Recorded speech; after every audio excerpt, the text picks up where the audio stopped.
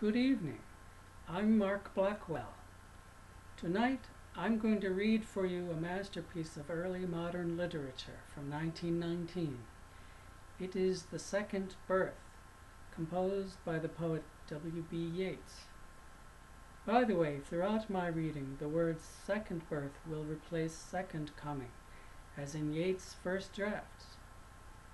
And so begins the poem.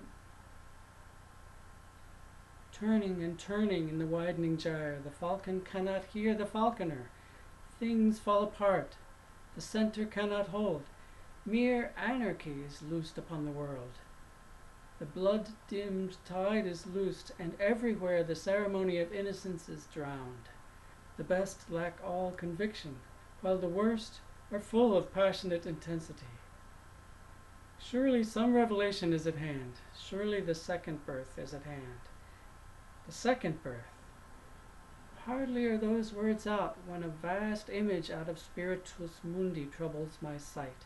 Somewhere in sands of the desert, a shape with lion body and the head of a man, a gaze blank and pitiless as the sun, is moving its slow thighs, while all about it reel shadows of the indignant desert birds.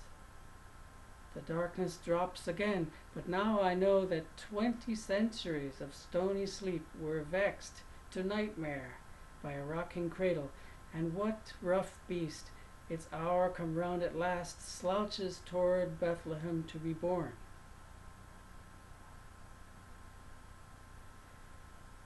Now, in the weeks preceding Yeats' writing of his poem, his pregnant wife Georgie Hyde Lees caught the 1919 pandemic flu virus and was very close to death.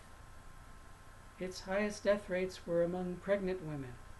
In some areas they had up to a 70% death rate. While his wife was convalescing, he wrote the poem, now in the public domain. By the way, the word Spiritus Mundi means something akin to zeitgeist.